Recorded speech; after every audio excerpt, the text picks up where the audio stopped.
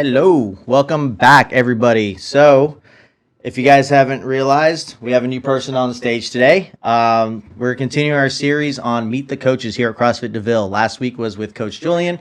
We got to sit down and have some fun banter with him about his background and where he came from and why CrossFit, all that great stuff. So, this week I'm really excited to actually talk about this one because not only is he a coach on our staff, but he's a longtime friend, coming up on 7 or 8 years now.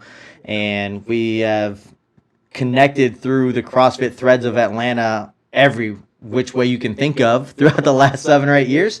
And with that said, we're going to talk to Coach Ace. So what's going on, man? Not much. Thank you for inviting me. Thank you for having me here at the podcast. A little bit about me.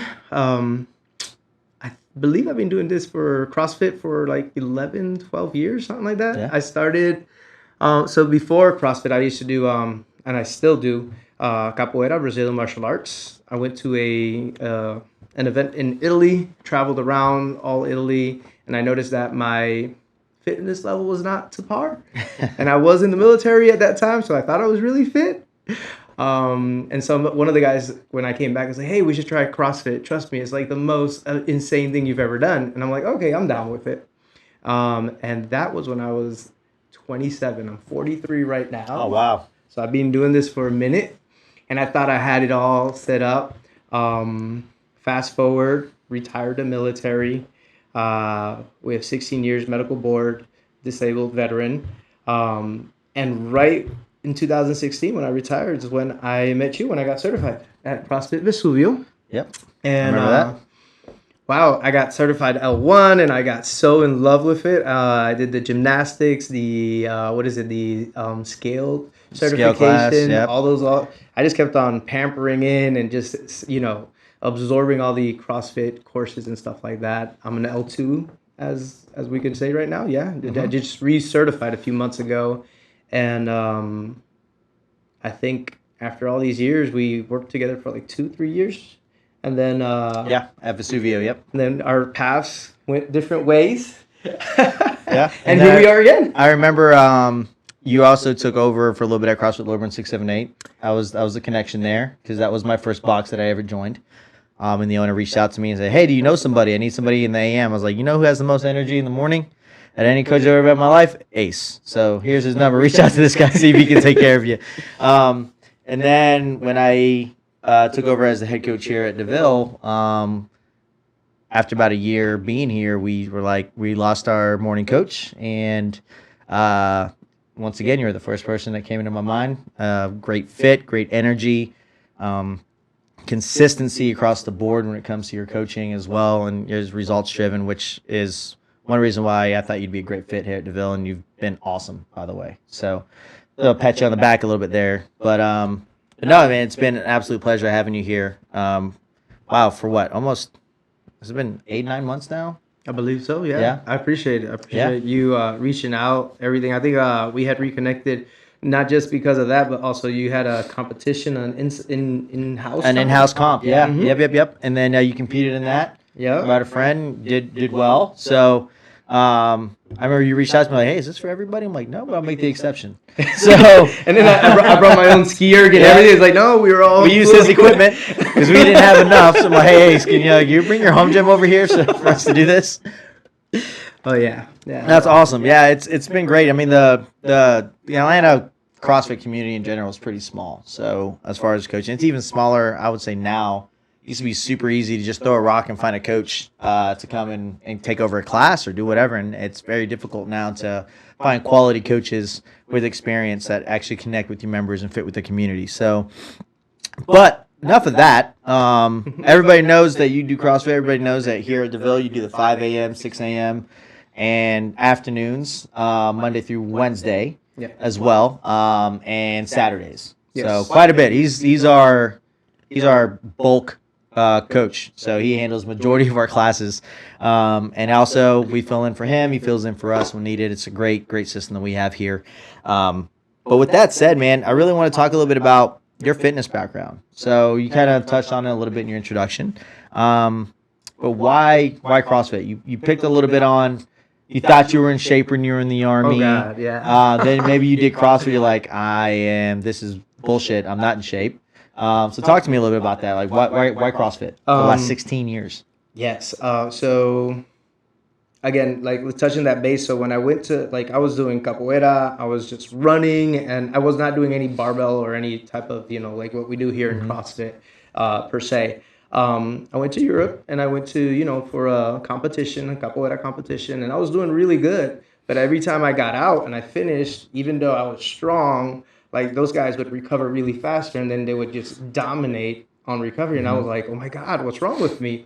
I'm a soldier. I'm a martial artist. I practice Tai Chi and all these other stuff, and I'm here, channeling my chi and everything. But it was just no. And then I was like, I need something that really, really amps me up. One of the guys that was with me, he lost the competition. He was like, man, everybody's telling me about CrossFit.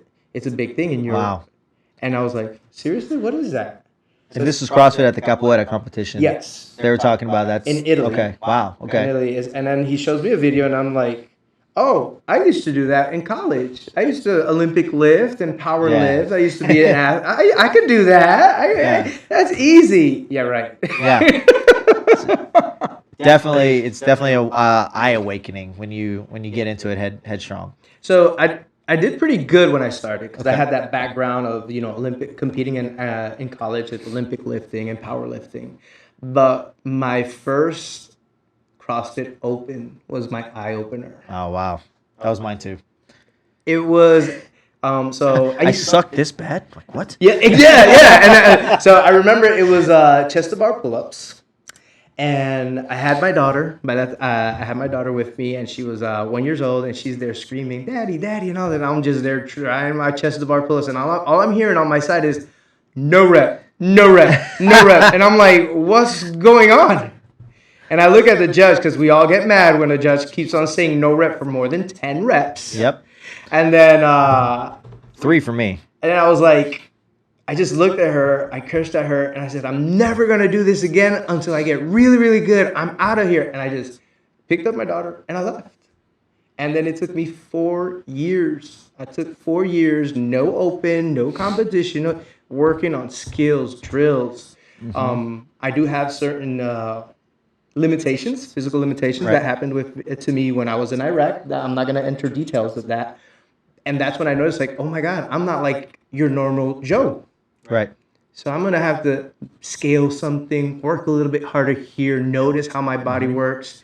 I went to chiros, I went to physical therapists, I went to a whole bunch of people, and they kept on telling me, like, yeah, your left side has less efficiency than your right side. And I was like, but can I still be functional? And the irony of everything, like a physical therapist, yeah, you can be functional, but I wouldn't be doing what you're doing right now, the CrossFit thing. As most would say. Yeah. And then I'm like, but I like it. I mean, like, once you get in it, and after that experience of getting no rep for more than 10 times, and me just with full rage, because it was rage, just saying, I'm not going to do this again until I get really, really good in it. And then I went to a chiro, and he says, well, you could, but it's going to take you more time than your normal guy. More work. I was like, I work at the VA hospital. I just got out of the Army. I'm good. I got a good job, a federal job in Puerto Rico. So why not just invest my time in work, family, and fitness? And that's what I did. I focused on my fitness levels. I focused on my family. Fast forward, my daughter got sick, went back to active duty. And during active duty, they always gave us 3 hours to work out. Yeah. So I went to the first CrossFit gym. It was CrossFit Little Rock in Arkansas. And I woke up every morning, 5 a.m., opened the gym with the coach over there, and I told him, this is what I got. I will be scaling. I will be working. And one thing led to another. I got really, really good after a few years. It took me like 4 or 5 years. Yeah. 4 or 5 years, yeah. Yeah, you plateaued for a little bit. Then, I mean, right now, you guys just heard him say I was struggling with chest to bars when it's first opened. Now he's our gymnastics guru here at Deville. So, I mean, he's helped so many of our athletes get their first muscle ups, their first strict pull ups, and all those years of hard work that he did on himself. He knows what works. He knows what doesn't work. So he's able to share his experiences and everything as well as that. But some things in there I didn't know after our 7+ years knowing each other about Little Rock and all that stuff, and starting over there. So No, I mean, similarly here, I got really frustrated with CrossFit, and my first open, I was like, man, I thought I was excelling really well. Like my coach, the guy I worked out with all the time, would tell me, bro, you're natural. This is your. And I'm like, but I can't even do like pull ups the right way. I can't do this. I can't do that. So my time and my work that I put in was with an empty broomstick at home. Wow. I use bands. Back in the day, people, they had these things called TV commercials during cable television. And we don't know about those anymore these days. And so during every TV commercial break, I would get the broomstick out and I would work on 3-position cleans, 3-position snatches, overhead squats, my squat in general. I had the perfect push-up stuff. I had the door rig pull-up. I would do stuff at the house during my TV breaks, working on technique and trying to refine that craft because I got smacked around in my first open. And for those of you who know me pretty well, I'm very competitive and I don't like to lose. So that drove me to kind of put in that extra work. A little bit different motivation than Ace's, but I've learned from him, especially in my handstand walks and my advanced gymnastic stuff. He's the guy that I kind of go to because I look like a giant oaf upside down. But other than that, that's a great story, man. That's awesome background. Like starting in Europe, I didn't even know about the CrossFit, like capoeira athletes doing or martial artists doing CrossFit to maintain their fitness and endurance. And it was more the Puerto Ricans that in that era, in that phase of my life that were doing it. Now they've all went on their own path. There's very rare, a few of them, 1, 2, 3, like 4 that are still doing capoeira back in Puerto Rico. And they've, gone to a high level of belts and stuff like that. I've unaffiliated myself from the groups, but I still practice capoeira. That's like my root. That's your warm up every time you come in here. I see you with your capoeira stuff, man. So, and you've got some athletes on board to warm up and do stuff with you as well. And I think that's awesome. Broadening it's not just about CrossFit, it's about overall wellness, fitness, and finding what works for you. But speaking of coaches, we talked about you being the bulk kind of coach here, coach majority of the classes, gymnastics, monster. But speaking about being a coach, what's your favorite thing, or what motivates you as being a CrossFit coach or coach in general? For me, I will tell you that's it's in my mission. It's not a motivation anymore. Honestly, I'll tell you, nothing motivates me. It's just my drive. My mission is I have this vision, and this mission is for me being a positive stimuli to anyone and everyone in health, wellness, and fitness. It's awesome. Because I struggled so much with my situations that when I got retired and I couldn't even use my hands, I couldn't even pick up, like right now, I couldn't do this with my left hand. It would just literally fall down. I couldn't write with my right hand. There were certain things I couldn't do, and I was like, oh my God, this is really happening to me. Yeah. And when I worked so hard on myself, it's like, wow, what can I do, right? There's this philosophy that says, if you learn something, teach someone else. And I picked that up. It also comes back from when I was in the military, being a drill sergeant. I used to train civilians to become soldiers. And I will tell you, that was one of my biggest things. Like, oh my God, I can scream to these people? And they're not going to get mad at me? And they have to show some respect? Yeah, because the military... You got to sit there and take it? You have no choice. But then, I learned a little bit more. Like, it's not just scream, it's actually just inspire. And it's not motivation, because motivation just lasts seconds. Inspiration lasts eternity, right? But for me, like I said, my mission is to be able to be a positive stimuli to everyone and anyone that comes in through that door, that meets me outside, who I can...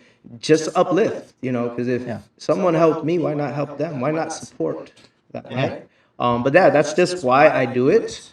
I think I answered the question there, right there. Yeah. No, it's not a motivation; it's a mission. I love that quote. I mean, that's probably going to put that in the title of the video. So, trademarked by Ace. So, no, that's awesome. And I spoke a little bit about it in Julian's side too, but just being part of people's success and journeys is the most fulfilling thing, right? Yes. So, I'm sorry to cut you there, but it was just... I get goosebumps. Yeah, me too, man. That's why I was like, it's like so satisfying. I remember, like, I'll be out, I'll be on the road and someone will call me and they're like, hey, what's wrong? Are you okay? I'm like, no, I'm freaking fantastic. I'm ecstatic. And they're like, what happened? I was like, well, this girl just got her first muscle up today and I got her on video and I just so proud of her and all the work she put in is like, oh, okay, are you on your way to pick up your daughter? And yes, I'm on my way. I'll talk to you later. Boom. I hang up the phone. But it's just that energy flow just keeps on rolling in and it just, like,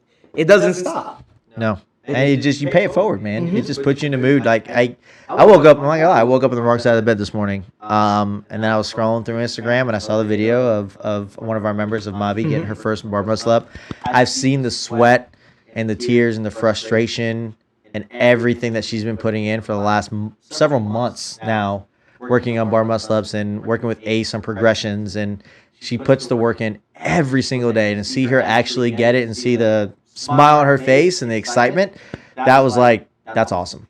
Like, that made my day, in all honesty. And when you have a milestone, but people have milestones every day in life, but a lot of people, this sport, unfortunately, it does come natural to some. But to see people who grind every day and don't give up, and they have that 1% better. I tell them every day, 1% better every day. That's it. That's all you need. And eventually you're going to get there. So congratulations, Mavi, if you're watching this. So we're super proud of you. I know I sent you a DM, I sent you a message. First thing I talked to Ace about when I got here was your muscle up as well. So super happy for you. And congratulations on that. So we're going to go on the flip side. We talked about your motivation or your mission and kind of what your favorite thing about coaching is, but what's the most frustrating thing about being a coach? I think we talked about I always have we touched base on this a little bit today, but this is in generalities, people, as well.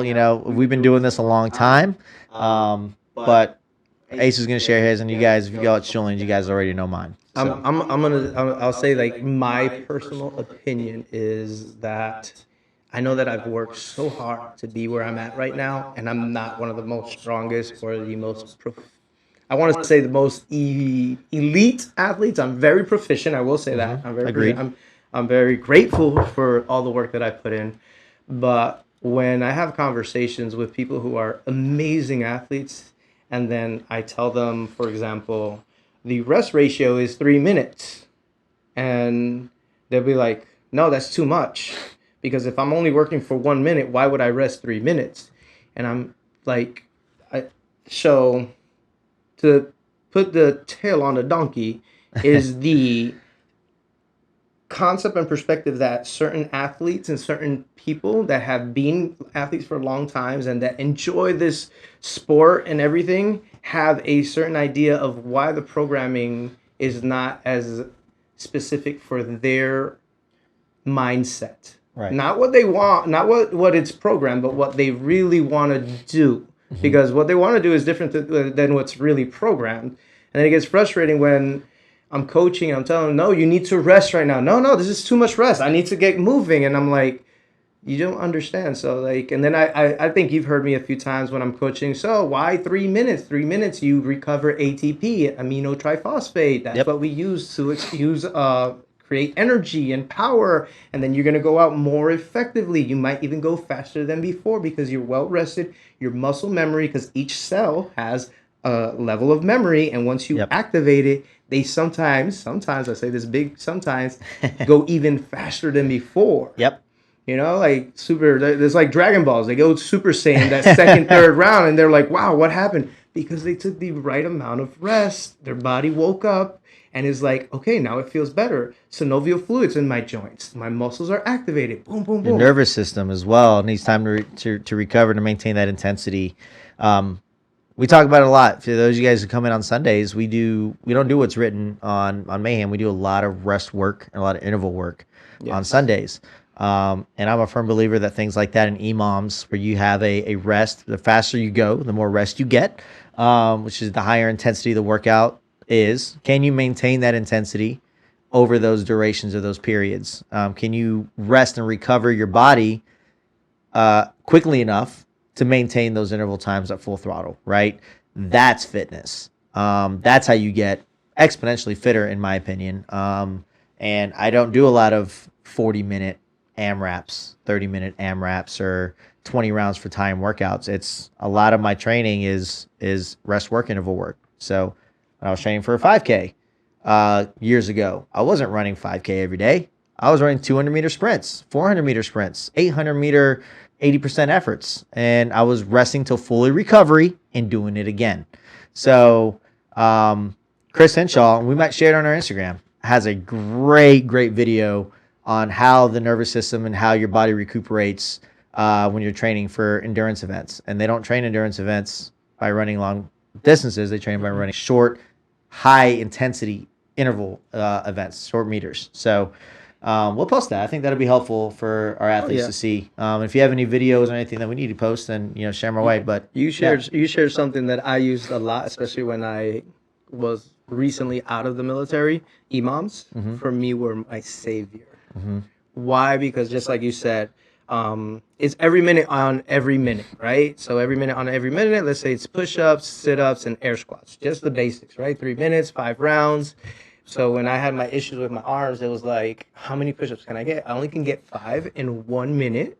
And it was like, I remember I used to do 90 in 2 minutes. And I was just fresh. I could, because that's one of the military standard PT tests. PT tests, right? Yep. How many push-ups can you do in 2 minutes? And I'll be knocking 50 to 60 in the first minute, take a break in the plank position and hold it there, and then boom, knock the rest out. But then I was like, only 5. And I was measurable in the imams. Exactly. Everything was measurable. And I'm like, it was max reps. Okay, 2 weeks, I only could get 5 every time. All right, so next week I'm going to see if I'm going to work on other things, did other exercises as imams, kept all recording everything little by little. And then I noticed after a year and a half, everything started going up. I started getting stronger, started getting faster, started getting more resistance, more endurance, more stamina. And I was like, oh, wow. Then I transferred it to my handstands and to my pull-ups and everything. And then it was just like a great ladder. Start from the basics, the most simple thing as an imam, and then boom, how can I do an AMRAP? Do the same workout as an imam, now that change it to an AMRAP. AMRAP as many reps as possible. Yep. And then I started noticing oh, wow, I'm getting really good. Yeah, and it's completely different energy systems that you're using in an imam than in an AMRAP, and all that work you put in that imam now transfers over to the little longer duration workouts, right? So like to say for the imam, let's say I could do 26, and I'm just saying a number out there, 26 pull-ups. I already knew that in my mindset, and whenever I would do an AMRAP and it says, oh, it has 15, I got this. Yeah, no problem, baby. I could do 26 in a minute. It's gonna be so easy, and I get excited. And I know a lot of people tell me why are you so excited or whatever. I was like, it's gonna be an amazing training day.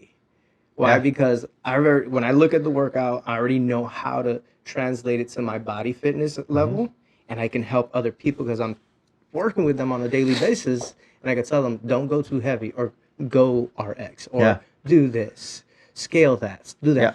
And that's a huge advantage of having the same athletes come to your class in the mornings at 5 and 6 a.m., seeing the same people at 4:30 and 5:30 in the afternoons as well, is that their limitations, their capabilities, their abilities. You've been with them for months now. You've seen them PR, you've seen them hit milestones. You know what they can and cannot do. So we're able to, as coaches, we're able to say, hey, rear back here a little bit. This isn't, maybe your strong suit isn't this. Let's push it on the part that where your strength is, right? So, but a lot of the athletes now are getting to the level now where they see a workout and they know, oh, I can finish that in time cap. Or I can finish that in 15, 14 minutes because they know their abilities and know their limitations. And I think that's awesome. So, so we're going to get to a little bit more personal questions, I guess. But before we go there, what do you want to talk about? One thing that it doesn't frustrate me, but I would just like to share it. Okay. And it's because the sense of being comfortable failing is part of the process. Absolutely. It's not that I don't look at it as like the end of the world. It's the beginning of a new phase. Because at least I talk about myself. When I've been working for a long time. You know this with my ring muscle ups. Yep. Again, I have my limitations. I've been doing this for a long time, and I still require a lot of scaling with that movement. And because I know that I've gotten just a little bit closer. I'll get a random day and it looks beautiful, and then I won't get a few, or I won't get any for like 3 months. I didn't fail. Those 3 months that I didn't get any, I just knew, okay, what happened that one day? How can I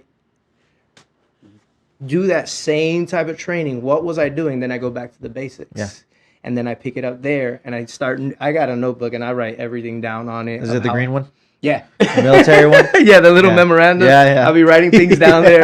Like, this did not work, must work on. Yeah. And then I'll go home, and then I'll just start thinking about different trainings, different stuff, band work.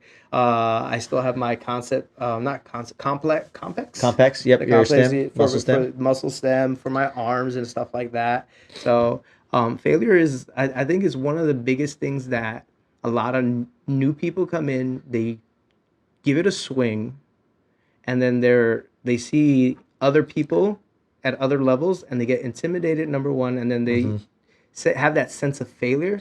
And I like to tell them, like, it's not about failing, it's about your fitness level. Right now you're down here while they're up here. Take this as a new phase, a new beginning. Yeah. You know? So, no, I agree. 100% on that, actually. Failure is part of the process. You see the great athletes in the gym, you see them doing stupid weights or walking on their hands or doing ring muscle ups and doing all this stuff. They've been doing this a while. They put the work in, they've grinded. And if you're new to it and you're new to Deville and you're watching this, everybody has to start somewhere. I couldn't do an air squat or a pull up my first day of CrossFit at all. I was never athletic my entire life until I found CrossFit. So, everybody starts somewhere, and us as coaches, is our job to figure out where that level is, what your abilities are, scale accordingly, get you the intended stimulus of the workout and outcome and results, and move from there, right? It can be. I was intimidated as hell when I first started CrossFit, and I was like, "What the heck are these people doing? Like climbing ropes without their legs? They're swinging 100-pound kettlebells.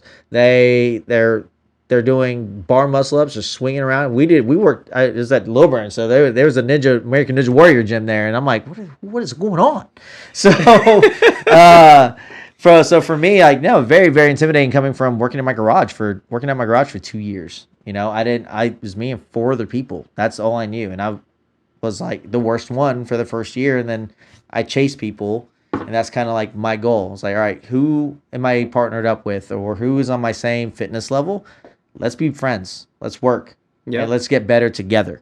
And then find the next person who's like a little bit fitter than you and be like, put a target on their back. Don't tell them that, but put a target on your back mentally, put a target on their back and go after that person and try to beat them in a workout. The white rabbit. Yeah. I don't tell people I'm putting a target on your back, unless your name is Matt Hubbard.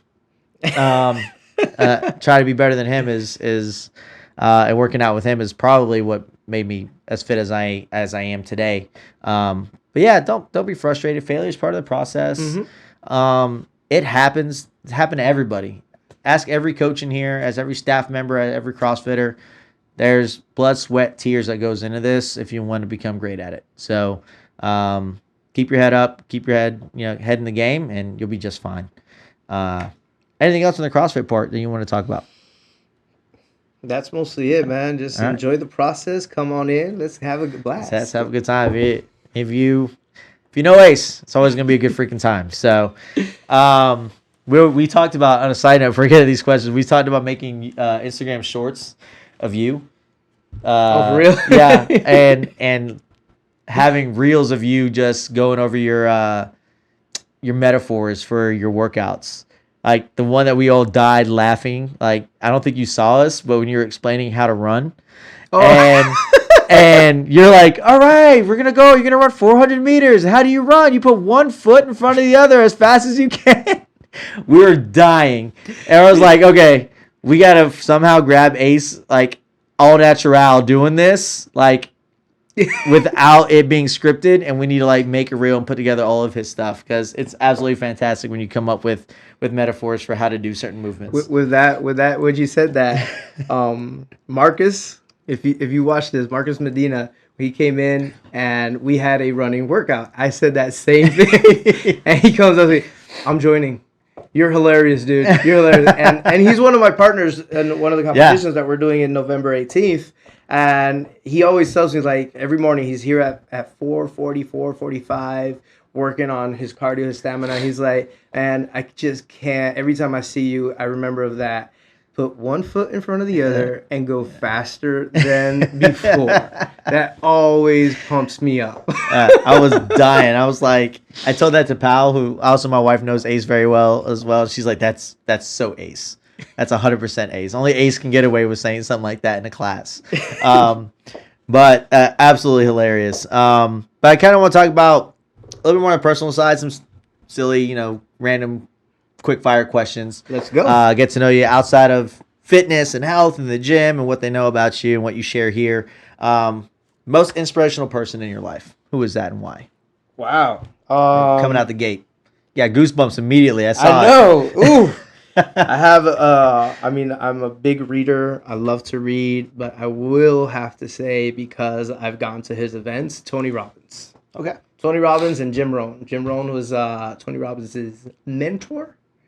And if you guys never seen Jim Rohn, he's an amazing success philosopher. I've done various events with Tony Robbins. He's Unleash the Power Within, Date with Destiny, Business Mastery, Life Mastery. I have one more to go, which is the Wealth Mastery class. But I mean, like, the way this man just delivers knowledge, and he uses, and it's not in that you can't search on internet. He uses Carl Jung's philosophies, Freud's psychologies, and all this stuff. But he breaks it down so easy that it's like, oh, like Barney style. Like, oh my God, I did not know. Speak to me like I'm a Marine. Yeah. And so to answer your question, yes, Tony Robbins has impacted my life, awesome. And I use a lot of his teachings on my daily basis and coaching and everything else. Yeah. Great. Favorite outdoor activity? Favorite outdoor activity? Oh my God. That one's a heavy. Honestly, I gotta say, I love hiking with my family. When I mean my family, my daughter. If my brother or my cousins or anybody of my family members, or if I consider you family, I'm like, hey, you're my brother, this is my little brother, or this is, just walking out there, just talking, having a chat, just talking. Hey, let's walk, let's go to the park, let's walk. And that's it.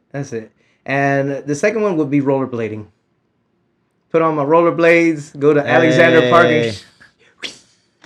And Pal's been asking me to buy some rollerblades. I might have to bite the bullet on that one and join you, because Alexander Park's right across the street from my house. Mm-hmm.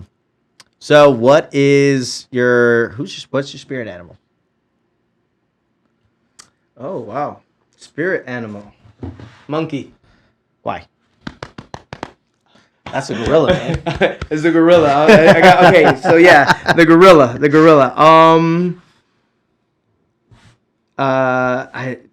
Is the background of the gorilla, takes care of the tribe. Mm-hmm. He's very calm. I mean, like, if you see a gorilla, he's super calm, super quiet, everything, but you mess around with him and he just lets go. And they're very curious animals too, and they're gentle. Mm-hmm. So R.I.P. Harambe, by the way. Didn't deserve that. So yeah, for me, I would say the gorilla. I have intended to do a tattoo of the Monkey King, who is a monkey, and then he transforms into a gorilla. That's awesome. Which is super amazing. I love. That'd be a sick tattoo. Yeah. I've been talking to MJ about it a long time ago. Just getting some ducks in the row and managing certain life events lately. But that's one of the things I really want to get. 2024 comes in, I'm gonna start, reaching out to her again. Okay. But yeah, the gorilla, just because of that aspect, like very calm, very cute, but you mess around and I let go, and I get afraid of when I get there because of the training that I've had in the past. Yes. It's like, I know what to do and how to do it. Please don't go there. Yeah. Don't. And I should just walk away. I just walk away. Yeah. No, that's awesome. Like gorilla, I can see that with you. For me, it's the wolf, I think. The wolf? Yeah. I've always, if y'all don't know, I own a Siberian Husky, so very wolf-like creatures, but they're very pack-oriented. and I do better in a pack of people. That's what I was gonna ask you. Are you like the lone wolf or the pack? No, I'm the Hangover, the movie Hangover wolf. I need my wolf pack. So nice. So like, there are times where even the alpha wolf likes to they go out on their own sometimes. Now I know why I get along with you, because my dad loves the wolf. He just loves. He's like his email is elobomoca@yahoo.com, and I'm like, Dad, why a lobo? It's like, 'cause I'm a wolf. Yeah, I'm the alpha wolf. The alpha likes to be alone by themselves, and if they're by themselves, no one questions them. Mm-hmm. But they need their pack to survive. Yep. That's kind of me. Like I have my days, I have my moments where I need to be by myself, and I want to be by myself. But at the end of the day, I need my pack. I need my family. I need my friends. To survive, that's important. So yeah, definitely the wolf. Going back to the MJ thing, we're gonna do a little plug. She does tattoos. She's a member here. She's done a fantastic job on some of our folks here as well. So hit her up if you are looking at getting a tattoo. She's been designing some of our t-shirts, if I'm not mistaken, as well. Yep. Some of the really cool ones you guys have all been rocking in the gym. MJ designed those as well. So reach out to her if you guys are looking at getting a tattoo or need a design for anything. She's fantastic. Shameless plug for our member there. We had to. Last two, it's going to be super basic. And because I'm gonna ask you this question because we're both Puerto Rican. Julian is also, last Coach Julian, he's also Puerto Rican. And we talked about our favorite foods on the last podcast. Okay. So what is your favorite food? Because I know you love to cook. I love to cook. So, ladies. So what's your favorite food? All right. It could be either to eat or to cook or both. I love to cook rices. Okay. Typical rices of Puerto Rico. El arroz mamposteado. So when being Puerto Rican and being raised in Puerto Rico, I lived in Las Marias. Maria, that's country. That's really jíbaro. Eso es metido en el monte, up in the mountains. It's really, and there's rivers everywhere, and there's, and I will say there's a lot of illiterate human beings over there. There's a lot of Puerto Ricans that, they rather work in the land than go to school. Yeah. And due to the government, they're not on top of people going to school. Right, right. I mean, like, I had a cultural shock when I saw that schools have guards. Yeah. What? You can't go out to the store and buy an empanadilla? No. You can't. And I'm like, yeah. So when I came back to the mainland, I was like, this is not what I was raised around. Anyways, Go back to your main question. I love to do arroz mamposteado. Cook arroz mamposteado. Arroz mamposteado is a typical river food. Like when you're out at the river having fun and everybody's just bringing ingredients, Titi Margot brought some rice and y hay culantro, and you're taking things from around, because Puerto Rico is like that. There's fruits, there's spices around, there's everything. Everybody gets together. We're going to the river. We're throwing everything, vegetables, meats, all that stuff, measured with your finger, and a little bit extra because you want it very mamposteado, very paste type. Yeah. Kind of like a paella? Yeah. Something like a paella. Yes. Okay. Yes. And then you got the little kids playing around the river, having a great time. 3 hours later, like, ay, mommy, tengo hambre. I remember I was one of them, Mom, I'm hungry. And they're like, come on, let me show you what we made. And every time we would go to the river with my family, I was like, wow, this tastes so good. And it has so much flavors, and it has the little jamoncito, the little ham, and the little shrimps, and shrimp. Salchichas. Oh yeah, we got the shrimp from over there, the rocks, and I was like, what? Right there, they just fished it. That's awesome. And then the little sausages, the chorizo, and all that stuff. It was just so good, and I always remember that when I was a kid living in Las Maria, and I was like, I'm gonna learn how to do this, and I love to cook it. Like that's one of the meals that I always bring when we have our potlucks. I noticed. Yeah, you brought the vegan one for Pal for my wife, which is awesome. But no, that's arroz con gandules was actually Julian's favorite as well. So nice. I was like stereotypical Puerto Ricans. Mine was pernil. So my mom's in particular, nothing beats a pork, like slow cooked pork for me. Is just pig is just amazing. It's beautiful. So I will tell you, I have issues cooking pork in an oven rather than a hole in the ground. Yes. Yeah. I know. I can't I master know it's it. not. I know it's not the same at Christmas time. My mom does it in the oven, but it does taste amazing. But it's kind of a little When too I cook, expensive here in the States to get a full pig. yeah, So it's a when lot I cheaper in Puerto Rico. when I cook it, it comes out like pulled pork, which really frustrates me because it's not the typical Puerto Rican pernil, nice and chunky, delicious flavor. Fatty, Yeah. like falls off the bone. Mhm. Yeah. But last question I got, and then we can start kind of wrapping up and everything. If or talk about anything else that you want to talk about is favorite superhero and why. Oh, I gotta go with two. Okay, that's fine. I got two. And this was one of them is more because I want to say that I ingrained it on my daughter. Okay. And when I used to live with the boys as well, I used to tell them because I was always on missions, going out of the house. Being military and having a family is really hard. Mm-hmm. And I think you understand because your dad. Yeah, was but also a Army veteran. brat. Yeah, my dad was 32 years or so in the Army. Yeah. So sometimes you just are not at home. Yep. Many months. Yeah, or years. Or years. I remember one of my longest missions was a year and a half, and then my second was like 2 years and a half. But for the second one, I didn't have a family. I was already divorced. But so the superhero, because I ingrained it so much, was like I would put on my uniform and I would tell my daughter and my boys like I'm being Superman. Okay. This is my super armor. Yeah. And when they had the rank here, this is my super S. Yeah. You know, and I'm super ace. Yeah. That's awesome.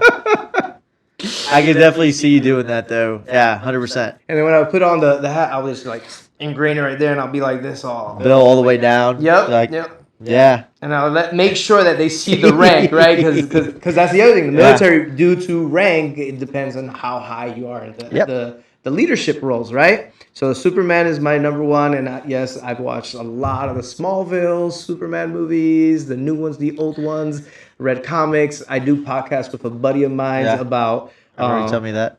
comics, anime, films, and entertainment and stuff like that. Yep. So Superman is my number one. My second one, Dragon Balls. I do love Goku and Vegeta. Okay. I'm a 50-50. Yeah, so you're not Team Goku or Team Vegeta? No, you're Team Gogeta? Gogeta, or Vegito, whichever one. As long as they're together, they are badass. Yeah. Why? Because Vegeta was like, for me, it was like, yeah, he's just like an outcast. Yeah, absolutely. He's he is. the outcast. He sees his limitations, and I pictured myself with all my limitations, but he kept on training and got to Super Saiyan Blue. Yeah. I haven't gotten there yet, but I'm getting there. Once I get my ring muscle up, so I can say I'm a blue. We'll get you a shirt, and then we're just gonna hold it until you get there, and then we'll let you wear it once you get that ring muscle up. No, Goku and Vegeta. Yeah, I mean, usually there's one or the other. I'm Team Goku, but as I've gotten older, I saw this meme the other day. Actually, it was like when you were a kid, it was like Goku, Goku, Goku, and as an adult, you like turn into like Team Vegeta because he's real, right? Like the struggles, and I know we're talking nerd shit over here, and you guys probably are like, "What the hell is Dragon Ball?" Well, anyway, just between me and Ace, we see the struggles that Vegeta went through, and always being second, and always playing catch up to Goku, and always seeing Goku be ahead of him, and the work that he puts in, and the writers are great at kind of portraying his role as well. And I think it's awesome. It's real life. When you're an adult, you're like, damn, Vegeta had a hard freaking life. And he's royalty. Like, yeah, he's a prince, Vegeta. Exactly. And this dude is losing to a peasant. Mm-hmm. And so, as an adult, I respect Vegeta a lot more. But I just have a special place for Goku in my heart. And I do like the Saiyan race because, again, the gorilla is my spirit animal, and they turn into huge gorillas. Yep. Ozarus. Yep. Yeah, being very nerdy here. So that's another tie to you and the Saiyans. So that's awesome. So I do watch a little bit of anime, mainly Dragon Ball, but I started watching other stuff like Demon Slayer. They told me that Demon Slayer is so shit, dude. awesome. It is so good. All the seasons are on Netflix now. They're current. They just dropped the last one. I think the Sword Village or something like that. I think is what the last saga is called. That's currently out. That's freaking awesome. I haven't Like, seen it. I haven't been hooked on an anime until as much as Dragon Ball until Demon Slayer came out. So I gotta ask you a Yeah. question. Did you ever see the original Dragon Ball? Oh, of course. Dragon Ball Z. Yeah, that was Saturdays. So on Saturdays in the 90s, my brother loved Dragon Ball. So on Saturdays we get up WB.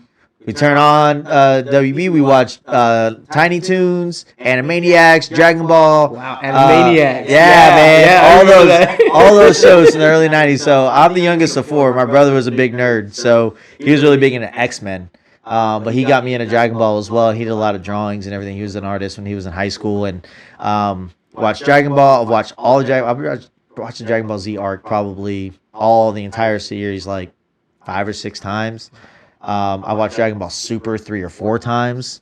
And then the new manga is dropping, or the new anime. The manga has been out for a while, but the anime is dropping. I think they're making an announcement next week.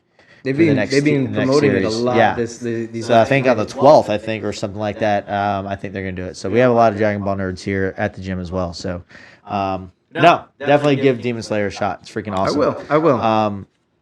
But no, man, I think this was awesome. Absolutely awesome. I'm like super glad I got to sit down and chat with you and talk to you.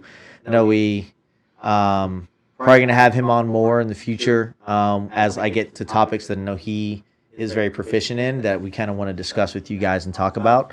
So this isn't the last time that you're going to see Ace. He is a wealth of knowledge I'm going to be tapping into, and he'll be on the podcast. We haven't, you guys don't see it, we have 2 other mics here, so we can house 4 people here. Have some fun debates, which is kind of the goal, right? So kind of talk about things that are on your mind. We're going to do some live episodes after we're done with the coaches series.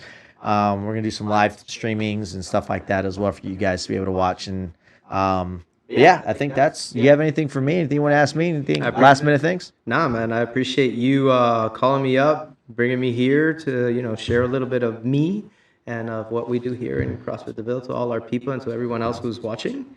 Thank you so much. Yeah, and we'll be dropping this episode later this week.